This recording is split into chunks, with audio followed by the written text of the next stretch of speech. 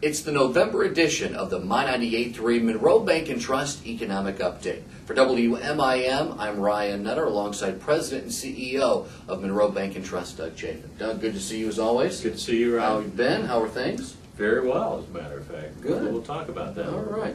You know, there's always so much going on in today's economy. What's the latest that you can share with our audience? You know, it hasn't really changed a lot for the last several months. We're kind of sound like a broken record. U.S. unemployment is still at 7.2% for the month of September. That's roughly where it's been for the last several months, 7.2, 7.3.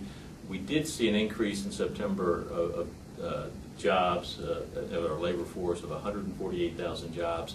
That's good news. It's a little short of the 200,000 that we'd like to see, but it's still growth nonetheless. Something that we haven't talked a lot about is the average hourly earnings rate. That's up by 3 cents an hour, which is good. And industrial productivity is up by 2.3%. So not huge growth, but nice steady growth.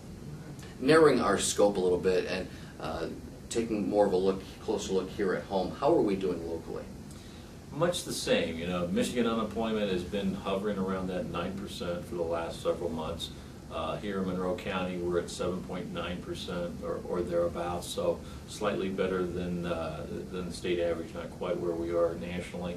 And employment levels are roughly the same. So again, with the broken record, that slow, steady growth that we're still at. It's the My 98.3 Monroe Bank and Trust Economic Update, the November edition for 2013. He's Doug Chafin, President and CEO of MB&T, and I'm Ryan Nutter with My 98.3.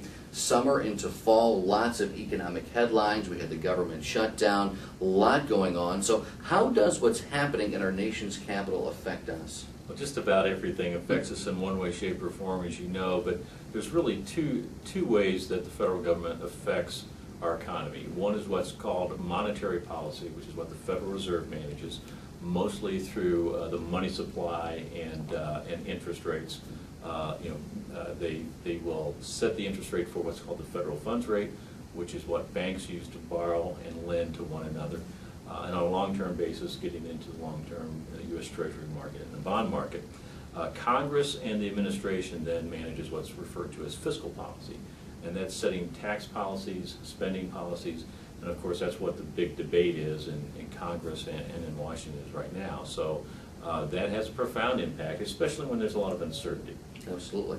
Anything else happening before we wrap it up? Well, you know, we announced third quarter 2013 earnings for Monroe Bank and Trust for MBT Financial Corporation last week. We had the best quarter in our company's history. Congratulations. Thank you. We posted a $21.3 million net income for the quarter. That's great. Now, that was boosted quite a bit by return of our deferred tax asset allowance, which was $18.8 million. But our core earnings at $2.5 million was one of the best we've posted in years. So very good, solid quarter for us. Continuing decline in credit-related costs. We're setting aside fewer and fewer dollars for potential loan losses, which is good news both for us and for the local economy. All right, Doug, thanks as always. Good to see you. Thank you, Brian. Doug Chafin, President and CEO of Monroe Bank and Trust. I'm Ryan Nutter. Thanks for tuning in. And for more on your money, go to mbnt.com.